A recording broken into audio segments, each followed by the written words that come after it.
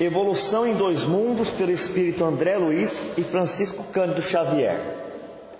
É a segunda parte desse livro, o capítulo 9, Separação entre cônjuges espirituais.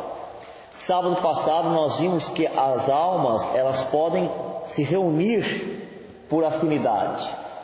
Nós vimos que quando a união desde aqui na Terra, ela é uma união por sentimentos e por pensamentos, havendo a desencarnação de alguma parte, a união permanece no mundo espiritual. É a verdadeira união em Deus, aquilo que Deus uniu, o homem não separa.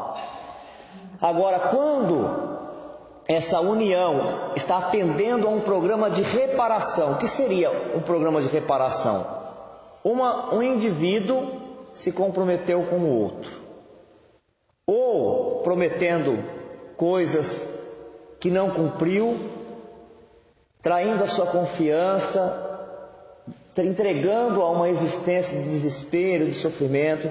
Por isso que André Luiz, em sintonia com o Evangelho segundo o Espiritismo, fala que a pior coisa que um espírito pode fazer numa encarnação é agir com a crueldade mental. Porque todas as outras falhas, elas fazem parte de uma ignorância que nós ainda temos, porque nós não somos completos, nós estamos em evolução. Mas a coisa mais perigosa, mais comprometedora numa existência, é agir de crueldade mental. O que seria agir de crueldade mental? É, fria e calculadamente, prometer para o outro indivíduo alguma coisa que não esteja dentro no seu campo íntimo, do seu pensamento, da sua vontade de realizar. Porque às vezes as pessoas, num certo momento, elas estão mesmo envolvidas, elas estão mesmo desejosas de um encontro, desejosas de caminhar junto, de realizar um projeto. É sincero, aí é uma coisa. Mas quando uma das partes já como a gente tem estudado no livro Céu e Inferno, quando o suicídio ele é calculado, né? Premeditado, ou o homicídio, quando alguém mata o outro, mas ele não é um impulso, não é passional, ele é pensado, ele é planejado, dá tempo de discernir o bem do mal. A crueldade mental é isso. O homem ou a mulher, eles sabem que eles não vão levar a cabo aquilo que eles estão prometendo, e eles fazem toda uma estratégia de sedução, de enganar, de seduzir, e abandona a pessoa no meio do caminho, sem dar a ela a chance de se reorganizar. Isso é um compromisso muito grande. Então, pode perceber que todos os livros que nós estudamos de André Luiz, quando ele traz as tramas, né, as histórias que envolvem personagens que viveram na Terra, que estão no mundo espiritual e que retornam, ele está sempre falando disso, que é para alertar mesmo a humanidade a aprender o sim, sim, o não, não, e por mais dolorido que seja o sim, sim, o não, não, é o caminho reto, e o caminho reto é o caminho mais curto para a paz de espírito, que vai criar os alicerces para a felicidade que nós ainda vamos alcançar. Então, quando é aquela união por reparação, o esposo vai ter que se encontrar, porque ele vai reparar o mal que ele fez para a esposa, ou a esposa vai reparar o mal do esposo. Se neste transcurso, porque tudo pode ser mudado, nesse transcurso eles não desenvolveram entre si uma afinidade, os seus raios, quer dizer, a sua energia mental, o seu magnetismo não combinam, porque cada um está numa instância, num degrau da evolução, morrendo uma das partes, cessou o compromisso. Aí terminou o compromisso. Mas se eles são unidos mesmo pela afinidade, isso não termina, é isso que nós vamos ver aqui. Dá continuidade, e existe o matrimônio no mundo espiritual, o casamento no mundo espiritual. Eu não vou falar tudo, porque senão eu já vou antecipando. Vamos desenvolvendo devagar todas as informações que o André Luiz vem nos trazendo acerca desse assunto. Mas foi necessário fazer essa introdução, porque o capítulo ele tem como título separação entre cônjuges. Se a gente não fala que a união, que é o matrimônio, a gente não vai entender como há separação entre os cônjuges espirituais. Quer dizer, separação entre as almas afins no mundo espiritual. Porque se aqui na Terra a união pode ser por vários interesses, interesse de reparação, interesse financeiro, interesse social, interesse religioso, no mundo espiritual todas as uniões são por afinidade. Então ali realmente são cônjuges espirituais. São as chamadas almas gêmeas de minha alma. Que Deus uniu o homem com seu pai. Que a pessoa abre o Evangelho só pega esse título e não lê muito triste. O que o homem se separa são essas almas. Porque esses casamentos aqui da terra, qualquer homem pode se separar. Qualquer juiz, então pode se separar. Isso. Então vamos lá. A pergunta que André Luiz faz para ele mesmo responder. Ocorre separação entre cônjuges espirituais? Não da terra, agora só no mundo espiritual. Pode acontecer, por exemplo, que as autoridades superiores escolham um dos cônjuges para serviço particular entre os homens, atendendo às qualidades especiais que possua e com que deva satisfazer as questões e eventualidades terrestres. Guarde bem essa palavra qualidade, porque é essa palavra qualidade que vai ser a chave para nós entendermos daqui a pouco, quando ele falar da união sexual entre almas. A palavra aí é qualidade. Olha o que ele fala. Dois espíritos estão unidos no mundo espiritual, eles são afins, eles se alimentam um do halo mental do outro, do magnetismo, das forças psíquicas.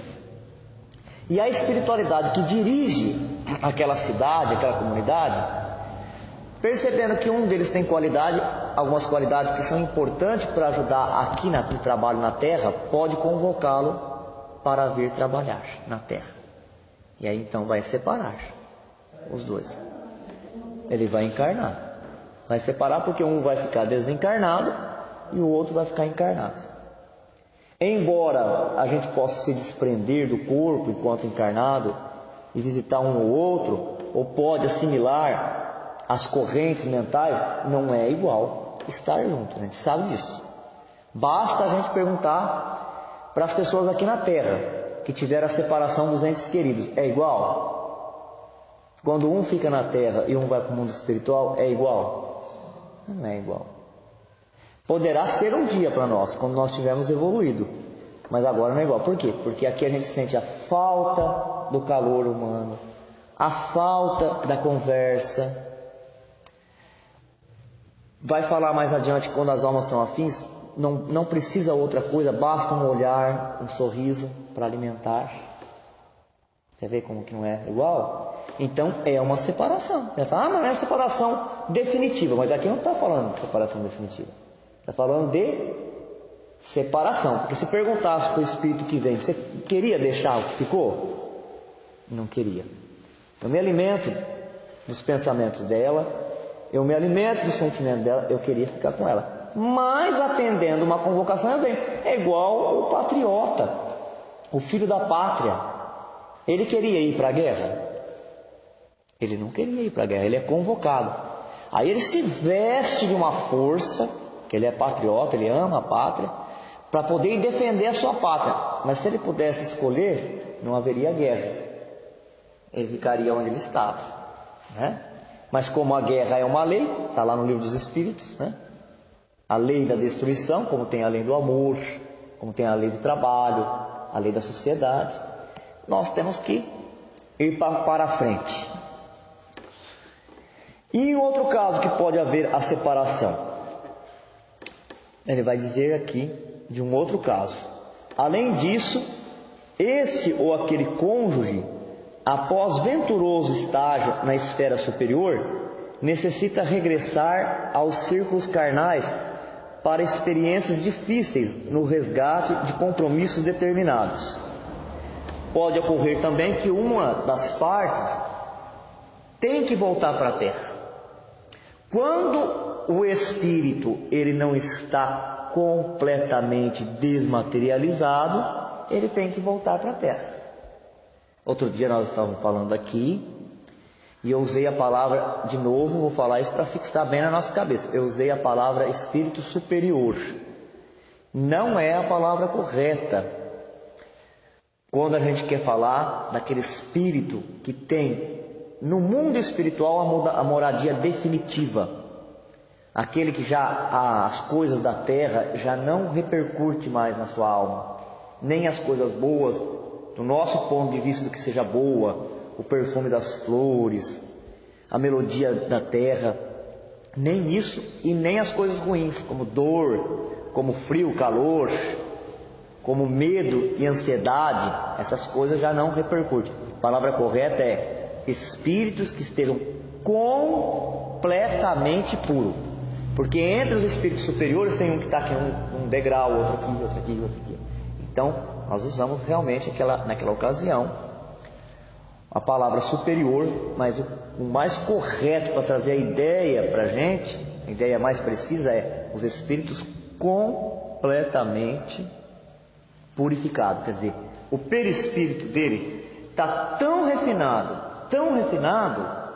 que se o perispírito serve para intermediar entre o espírito e a matéria, e esse perispírito está tão refinado que ele já não consegue mais trazer a informação da matéria.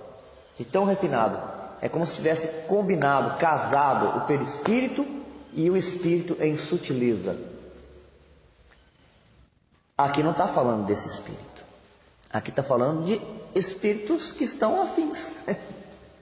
Então nós vamos poder ter espíritos imperfeitos que estão afins, espíritos medianos que são afins, que estão unidos no mundo espiritual. Estão entendendo? Espíritos bons no primeiro estágio, que estão unidos.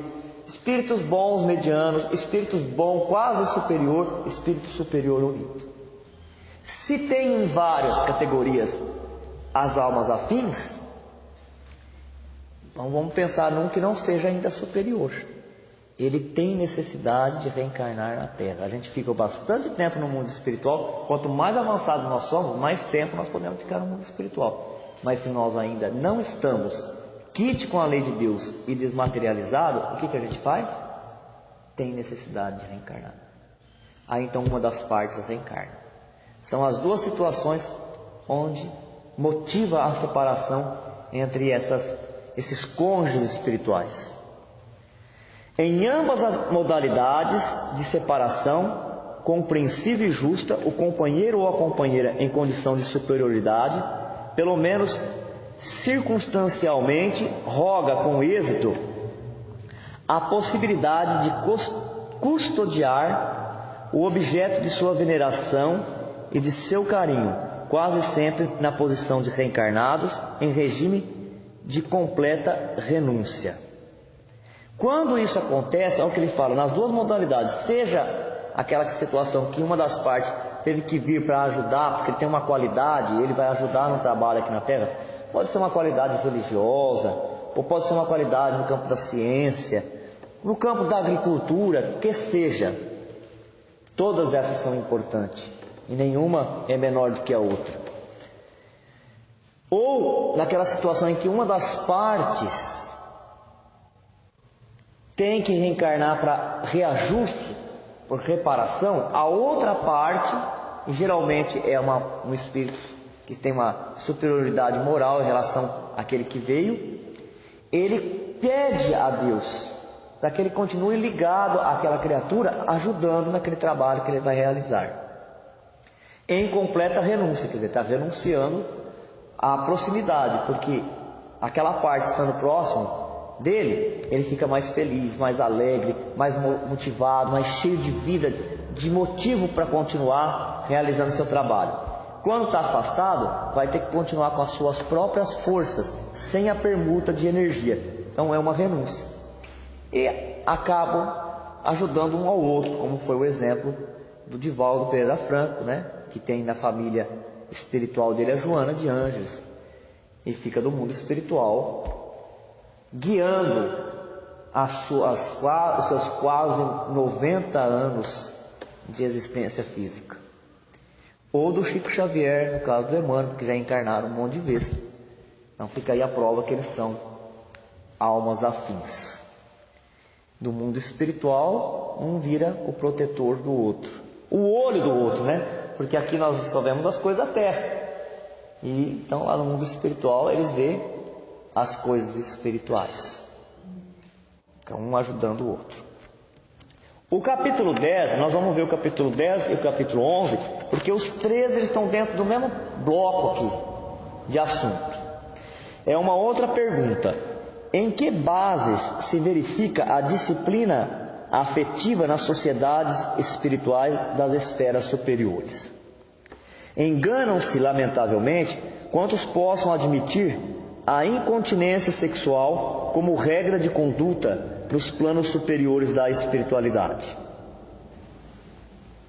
Médios que têm observado as regiões de licenciosidade ou desencarnados que a respeito delas venham a traçar essa ou aquela notícia, reportam-se apenas a lugares naturalmente inferiores, extremamente afins com a poligamia embrutecente, por mais brilhante se lhes externe as conceituações filosóficas.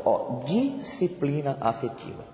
Ele está dizendo que no mundo espiritual, esses cônjuges espirituais, esses esposos, eles continuam a se relacionarem. Por que nós não conseguimos compreender isso?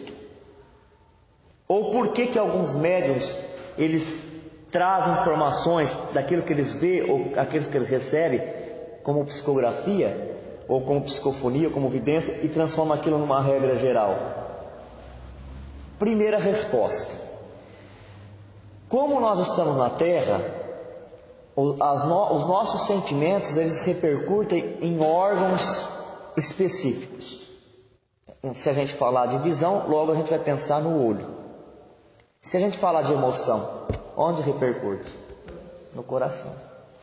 E quando se fala de sexo, logo a gente pensa no corpo físico, num aparelho, pensa num órgão. E aí nós não conseguimos entender o que acontece no mundo espiritual. No mundo espiritual, nós não aprendemos lá atrás, lá com Allan Kardec, que o espírito ele tem um corpo fluídico em volta dele, o corpo perispiritual, e que ele sente pelo corpo inteiro. Não existe um órgão para ele sentir, ele vai sentir pelo corpo inteiro. Então a gente tem que pensar essa permuta, essa troca entre as almas, uma troca de forças perispirituais. Aí fica fácil de entender. De forças perispirituais. Para criar uma imagem aqui, um espírito, ele está envolto dos seus fluidos e ele exterioriza aquele fluido e vai em direção da sua alma afim, e aqueles fluidos alimentam psiquicamente a outra parte e eles trocam raios, eles trocam impressões. E há nisso uma disciplina. O que a gente vai entender como disciplina? Que essas trocas, essas permutas, se ela está disciplinando as forças da criatura, elas acontecem no mundo espiritual em regime de monogamia. O que seria a monogamia? Um só parceiro. Não há a promiscuidade das trocas. Agora, alguns médios, André Luiz fala, que foi visitar regiões mais baixas, as chamadas zonas purgatoriais ou as zonas umbralinas, encontram espíritos que continuam lá com os mesmos vícios que tinha na Terra. Não sabe disciplinar as suas forças, nenhuma força, sabe? Também não vai ter a capacidade de disciplinar as forças sexuais. Então faz aquilo de uma forma promíscua, mais parecido com o reino animal do que com o reino humano. Se bem que essa comparação não é muito válida quando você pega algumas espécies, porque já no reino animal algumas espécies são monogâmicas, fica com um parceiro a vida toda. Os animais, quanto mais para próximo da humanidade, mas essa relação monogâmica ele tem, mostrando para a gente que esta é a lei da natureza. Então alguns médiuns, eles visitaram o mundo espiritual, eles não estão mentindo. Eles viram mesmo esses espíritos em condições animalescas, sorvendo, roubando a energia do outro, e do outro, e do outro, do outro, e acham que o mundo espiritual é assim. Mas nós também já temos a compreensão, através do estudo de Kardec, que o mundo espiritual tem várias camadas. Quanto mais próxima da crosta, mais densa. Quanto mais distante, mais desmaterializada. E o espírito que não está desmaterializado, o ar das camadas mais altas são rarefeitas, quer dizer, não tem substância suficiente para alimentar as suas necessidades materiais. E aí cabe uma pergunta para a gente, está sempre falando isso, porque às vezes a gente pensa que sabe uma coisa, daqui a pouquinho a gente começa a tentar organizar as ideias e vê que não sabe ainda, não solidificou aquele conhecimento, né? Ele não está ainda concretizado na nossa mente. Quem é que tem energia vital? O encarnado, o desencarnado ou os dois? Quem tem energia vital? Só o encarnado. Se a gente não entender isso, a gente não entende o vampirismo. E por que o encarnado tem energia vital, o desencarnado não tem, e tem alguns desencarnados que vêm roubar a energia vital do encarnado? Para que, se ele já é desencarnado? Para que serve a energia vital para o encarnado? Para o encarnado serve para as sensações, isso, através desse fluido. O corpo recebe, passa para o fluido e o espírito recebe através da vibração do fluido. É para que mais? Pensando no nosso corpo, na nossa célula, no nosso órgão, o que a energia vital faz? A vida não é o espírito que dá vida ao corpo, é a energia vital. A energia vital, a vitalidade. Então ela é ligada à matéria orgânica, ao corpo físico. Agora vamos completar, fechar. Para que um espírito vem buscar energia vital se ele não tem célula física?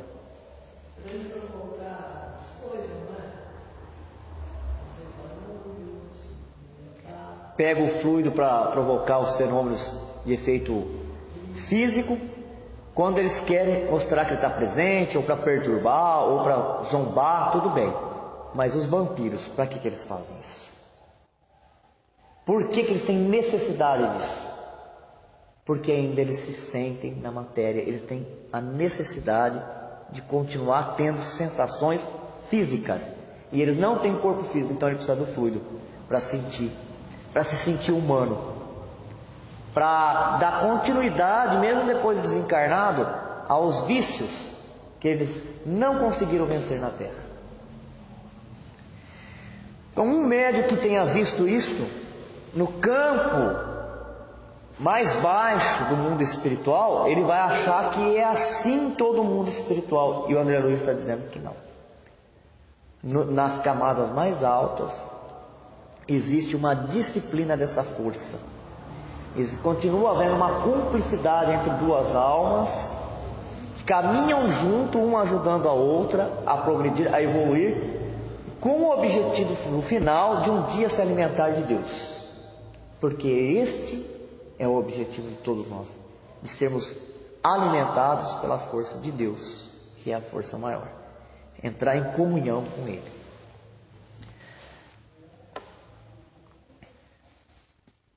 Nos planos enobrecidos, realiza-se também o casamento das almas, conjugadas no amor puro, verdadeira união esponsalícia de caráter santificante, gerando obras admiráveis de progresso e de beleza na edificação da coletividade. E quando semelhante enlace deva ser adiado por circunstâncias inamovíveis, os espíritos de comportamento superior aceitam na Terra a luta pela sublimação das forças genésicas, aplicando-os em trabalho digno, com a abstenção do comércio poligâmico, tanto mais intensamente, quanto mais ativo se lhes revele o esforço do acrisolamento próprio. Olha quanta informação num parágrafo só. Ele está dizendo aqui para nós o seguinte, que quando nós estamos na carne, no corpo físico, as forças sexuais da alma, elas podem ajudar na formação da forma, na elaboração da forma, no caso, fecundar, né? Formar um novo corpo para o espírito reencarnar. Mas que a fecundação da alma, dos espíritos, e nós somos alma e espírito, ele não produz somente crianças, somente corpos de criança. Ninguém produz criança, né? Só Deus. Corpos de criança. Mas as almas, nessa permuta, nessa troca de energia, da energia positiva, energia ativa e da energia passiva, ele pode fecundar planos e projetos de progresso em toda parte. No campo da arte, no campo da ciência, da religião, em todos os campos. E quando existe a necessidade de um desses espíritos que está nessa situação de elevação, eles estão se alimentando um do raio do outro, um do magnetismo do outro, para gerar coisas belas, para ajudar Deus na transformação do mundo, num mundo melhor, um deles tem que vir aqui para a Terra, aí então ele vai sublimar, vai aprender aqui na Terra a sublimar essas forças, essas energias, canalizando para outras áreas que não seja necessariamente para reprodução humana. E alguém pode perguntar, mas tem alguma coisa errada com a reprodução humana? Não tem, só que aquele espírito, ele não vem na Terra para reparar. Olha só, ele está ligado lá a uma alma afim. Vamos trabalhar bem devagar isso. Ele está ligado à sua alma afim.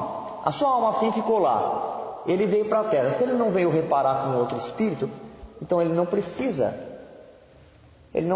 ter a relação física com outra pessoa. O que vem para a Terra, ele não vem junto com a sua alma afim, mas ele está num plano de reparação, ele tem que encontrar o outro espírito encarnado, se unir fisicamente, porque através dessas trocas, um vai ajudando o outro, vai reparando, vai auxiliando, vai disciplinando. Mas aqui ele está falando daqueles espíritos que já vêm para a Terra por uma missão nobre e não tem necessidade de reparação, então para que ele vai encontrar uma pessoa? A reparação que ele vai fazer é no campo que ele vai desenvolver. Ele vai ser fecundo no projeto que ele tiver envolvido. Um projeto que ele tiver envolvido, seja da assistência social, seja da educação, seja da ciência, na descoberta de medicamentos que cura, da anestesia que alivia a dor. Onde tiver aquele espírito, ele vai ser fecundo. Ele vai gerar como filhos a sua obra, o seu trabalho. E enquanto isso está disciplinando, sublimando as suas forças genéticas. Então agora fica muito fácil quando a gente fala de sexo em espírito, quando a gente não localiza ele em órgãos, porque espírito não tem órgãos reprodutores igual tem aqui na Terra. Quando a gente pensa na força, como a força que está no seu campo, no campo da sua alma, e que um pode fornecer para o outro através da exteriorização dessas forças. Aliás, cabe considerar que na renúncia construtiva a que se entregam, na expectativa às vezes longa do amor que o integrará na complementação desejada, encontra no serviço aos semelhantes preciosas oportunidades de burlamento e progresso, acentuando em si mesmo os altos valores da cultura e da emoção, que lhes propiciam gozos íntimos dos mais alevantados e mais puros. Que é no caso dos espíritos missionários, né? Feito o Chico Xavier. Fala que não deixa de ser uma renúncia, né? Porque o Chico, quando encarna com essa missão, e queremos nós acreditarmos que já é uma missão programada, porque não é possível um médium encarnar e ser intermediário de espíritos tão superiores assim sem um planejamento.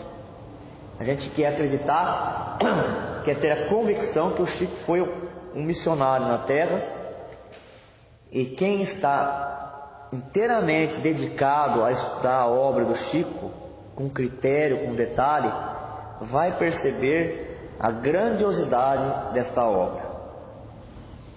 O Emmanuel, ele foi médium de outros espíritos, mais superiores a ele ainda. O Emmanuel já é um espírito grande, a história dele. E a gente percebe pela obra do Chico que ele foi médium de espíritos elevados.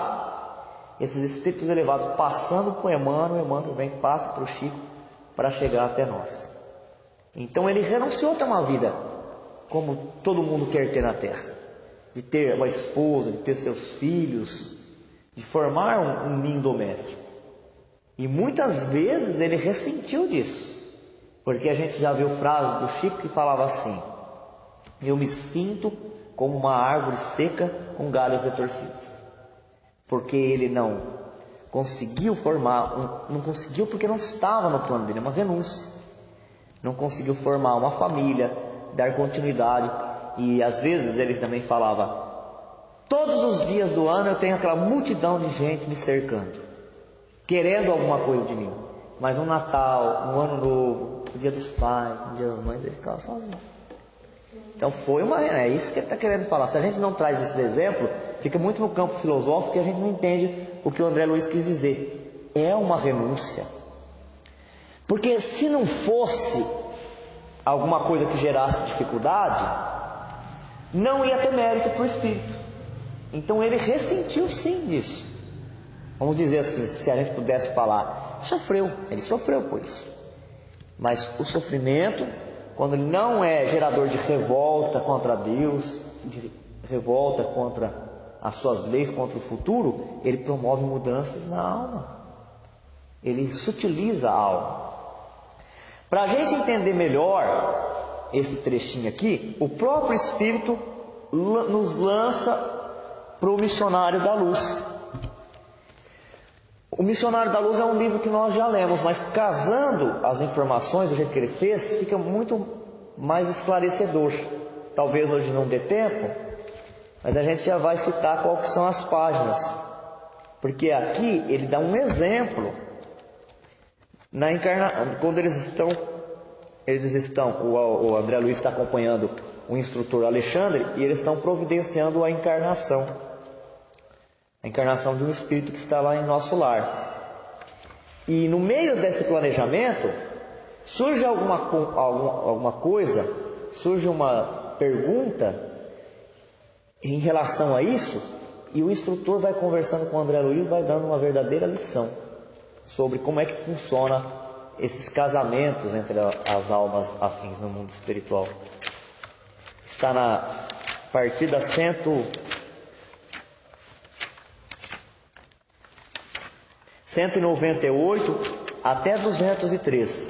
Como nós temos ainda uns 15 minutinhos, eu já vou começar, porque não é o capítulo inteiro, é só o trecho que fala desse assunto. O capítulo seria o capítulo 13 de reencarnação, e aí ele vai conversando aqui. Eu vou ver até onde a gente pode chegar, depois a gente para, e sábado que vem a gente continua falando sobre isso.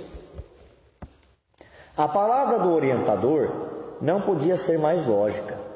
Começava agora a compreender o sentido sublime do trabalho que se realiza para que o esposo de Raquel se fizesse mais humano e mais doce.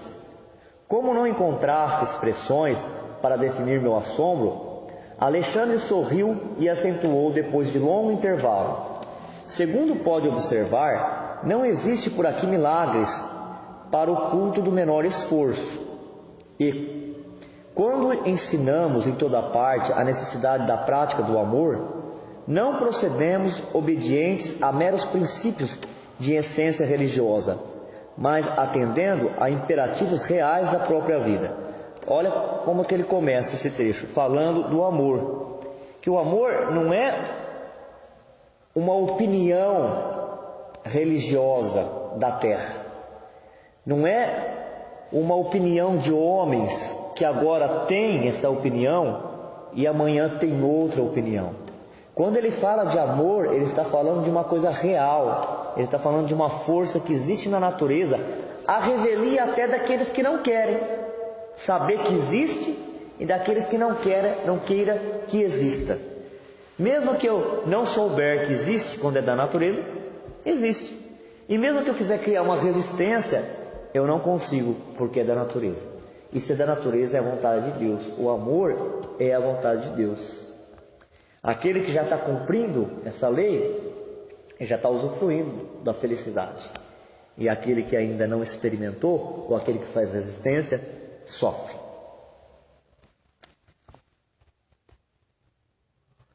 No curso dos seus esclarecimentos alusivos ao interessante caso de Segismundo, o bondoso instrutor ferira assuntos de grande relevância para mim. Mencionara a união sexual e designara o trabalho criador como o seu objetivo sagrado. Não seria este o momento oportuno de ouvi-lo mais extensamente a respeito ao delicado assunto? Crivei-o de interrogações ansiosas. Alexandre não se mostrou surpreendido e ouvi-me as perguntas com imperturbável serenidade.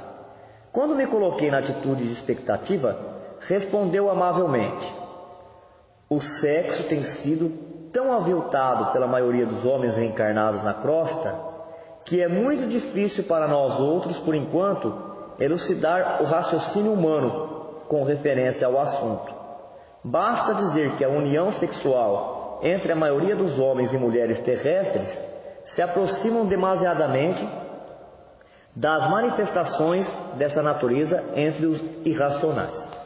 Bom, o André Luiz vai começar a fazer pergunta para o Alexandre a respeito do sexo como força criadora.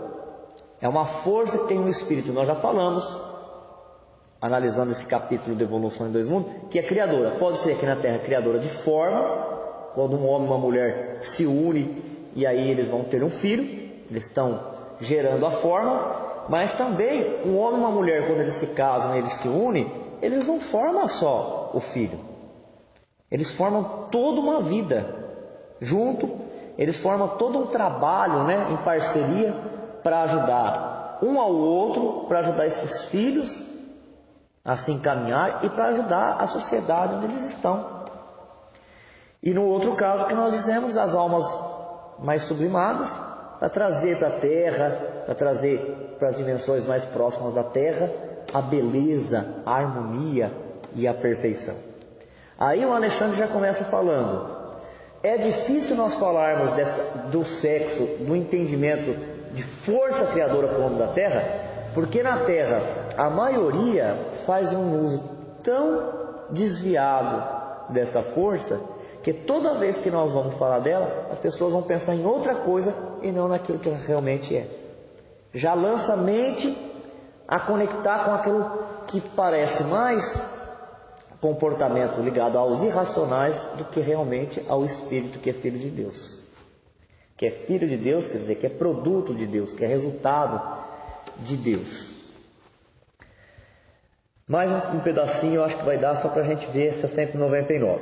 No capítulo de relações dessa espécie, há muita inconsciência criminosa e indiferença sistemática às leis divinas. Desse plano, não seria razoável qualquer comentário de nossa parte. Então ele está falando aqui que da maneira que o homem pratica, ele desvia as forças como ele desvia qualquer outra. Como qualquer outra. A palavra aqui na Terra, ela serve para educar, orientar, esclarecer, consolar, mas ela também serve para matar, para ferir, para destruir, não é verdade? A palavra pode destruir uma pessoa, pode desanimar, pode desmotivar, pode confundir, pode ser usado para dominação.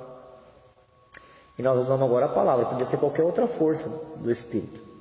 Capacidade de se expressar, capacidade de se comunicar, não é do corpo, é da alma. Ela usa o corpo como instrumento, assim como o palestrante usa o microfone como instrumento. O microfone não é a boca do palestrante e nem por si só tem a capacidade de gerar ideias, de organizar ideias, de articular palavras.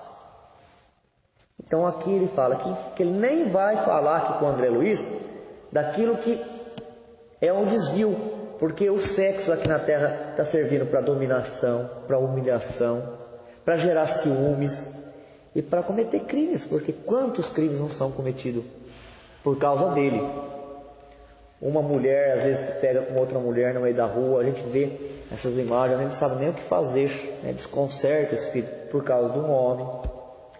Um homem mata o outro homem a tiro, a facada por causa de uma mulher, mas não é por causa da mulher, é por causa desse desequilíbrio que tem dentro de si mesmo.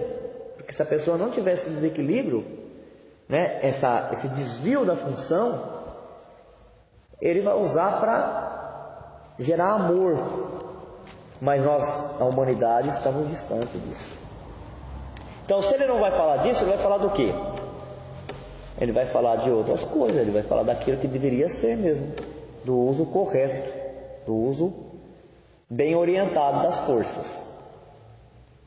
Trata-se de um domínio de semibrutos, onde muitas inteligências admiráveis preferem demorar em baixas correntes evolutivas. É inegável que também aí funcionam as tarefas de abnegados construtores espirituais, que colaboram na formação básica dos corpos destinados a servirem as entidades que reencarnam nesses círculos mais grosseiros.